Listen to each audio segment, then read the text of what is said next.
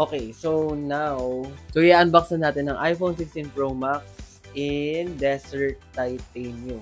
So, yung unboxing ngayon is medyo bago. Wala na siyang plastic wrap. Kasi yung unang unboxing ko ng iPhone is iPhone XS Max and meron pa siyang plastic cover or plastic wrap. So, ngayon, wala na siyang plastic wrap. Kumbaga, easy to peel na lang. Yung isang hilaan na lang na ganun. Ayan. So, now, bubuksan na natin siya. So, ito na siya. Simulan natin dito.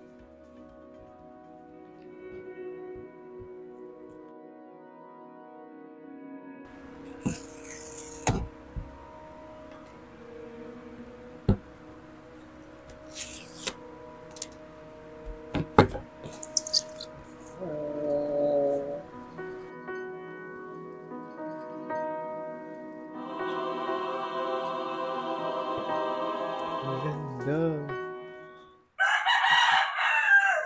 Kuya, ang ganda.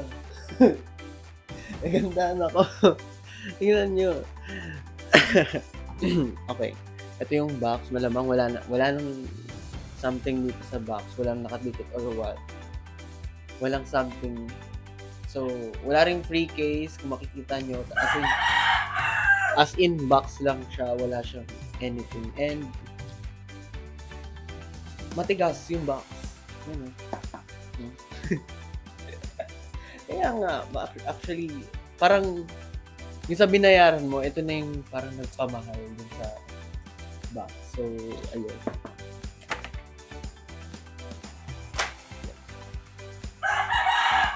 So, mamaya na tayo dito sa phone itself kasi kita-kita na naman ganun. Nahulog.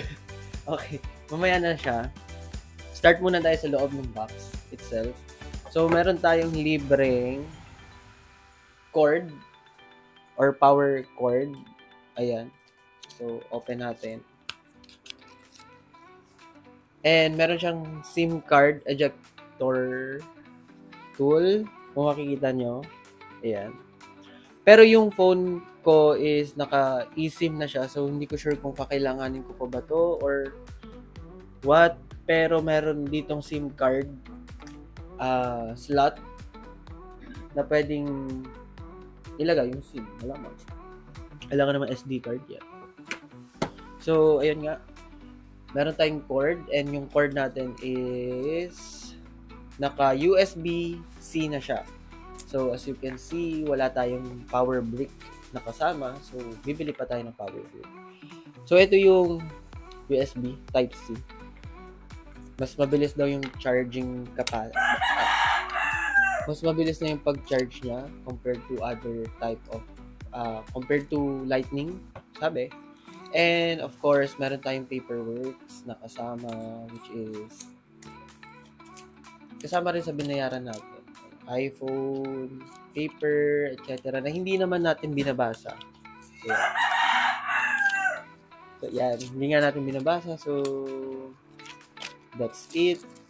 Wala tayong nakuhang free na sticker. At least, man lang sana meron silang in-include na sticker. Kasi, alam mo na, parang nostalgic din pagka nagkaroon ka ng sticker. And, you know, souvenir na rin.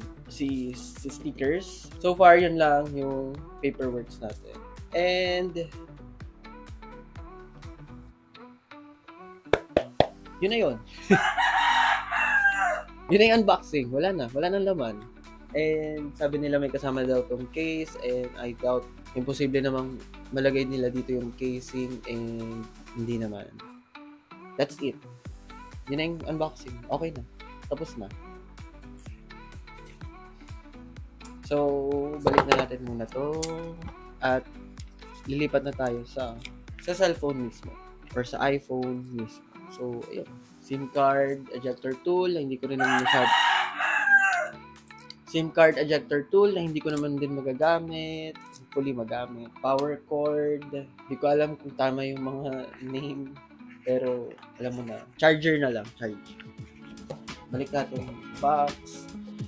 And nalimutan ko siyang ibalik. And that's it. Yun na yung unboxing natin. Unboxing, yun lang. Yun yun. Todo na. Ito na siya. Box. And ito na yung mismong phone. As you can see, parang malaki siya. Pero sakto lang siya sa kamay ko. Kasi above average yung kamay ko. Medyo malaki. And this is it.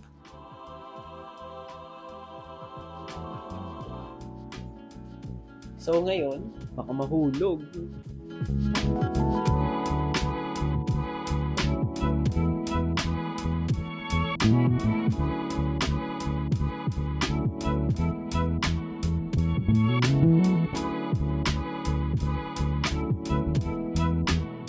I-open na natin siya.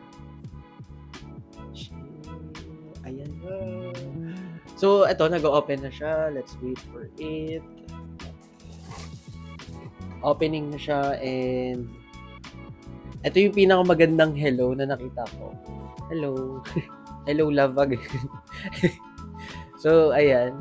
Isa-swipe up. Parang ayoko pa. And of course, syempre, ano tayo ng settings. So, yung malamang English, country natin is, ang bilis ng feedback. So, set up na natin muna. Babalikan ko kayo right after the setup. So, set up ko muna siya without the other device kasi gamit ko yung isa kong phone for video. So, later na lang. Hindi ko alam bakit ganito or may mali akong setup. Okay. Okay na. So, accept natin dito yung privacy. Continue. Set up for myself, of course. Face ID. So, set up natin yung Face ID. Okay, let's go. Welcome to Mobile Legends. So, tapos na natin siyang i-set up. Pero hindi ko pa na-transfer yung mga files ko since ginagamit ko siya for video. Yan. Ikaw. Yan mismo. So, kaya ito, wala pa siyang mga files or anything. So, hindi ko siya talaga totally matetest with some apps. Pero I have, of course, the camera. Ayan. Grabe. Automatic siya. Ayan. 0.5. Pero namatay yung, yun. So, ayun yung pag-setup. Next naman is yung specs nitong iPhone 16 Pro Max na aking kinuha.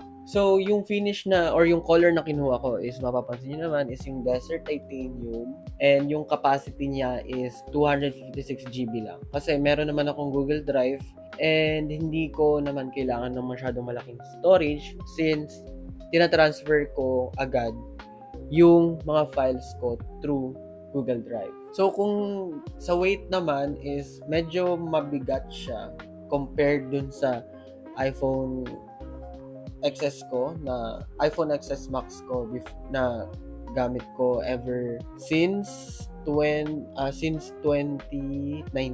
So, almost 6 years or 5 years mahigit. And kitang-kita ko yung bigat or yung difference ng weight niya. And hindi siya masyadong nakakangalay. Though wala pa siyang casing or so whatsoever. Pero, yun nga, kitang-kita mo na agad yung weight difference if galing ka from 2019 iPhone versions. Meron siyang dynamic island compared dun sa notch ng iPhone XS Max ko na andun lang siya. Pero ito, since this is dynamic island, and yung dynamic island is na-introduce way back or nung release yung iPhone 14 model. So, ako medyo naninibago dito sa dynamic island na to. Pero, still, para siyang notch lang. Since bago nga to, marami pa akong malalaman pagka na-explore ko na siya ng maigi. Next is, meron tayong always on display, which is yung mapapansin nyo. Pagka pinindot ko yung power button, mapapansin nyo, bukas pa rin yung display niya. So, ito yung always on display. And, pwede mo siyang i-maximize since if hindi mo na siya need i-open para makita pa yung oras. So, pagka nag-glance ka lang, quick glance na gano'n, ayan, meron ka ng oras agad. Makikita mo na siya.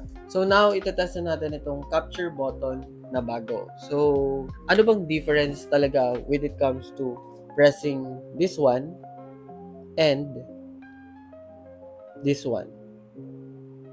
So for me, hindi siya masyado mapapansin since you could press lang ito, this one, the camera, and mapoprompt ka na doon.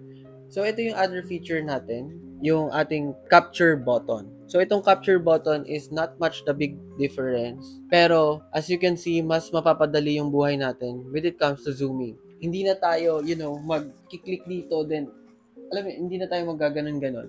Mas madali na tayo makapag-zoom if ito yung gagamitin natin. Ayan. Gaya nga na sinabi ko, it's not much a big difference, pero still, itong binigay ni Apple na new capture button is very useful. Lalo na if you're a content creator or talagang mahilig ka sa photography and videography. Tulad ko, mahilig ako sa photography and videography and mapapadali yung buhay ko when it comes to clicking. Yun na yun. Yun na yung bagong feature nila. So, if you lightly press, yun nga, lalabas yung lens. If yung pinindot mo ng matagal, is magre-record siya.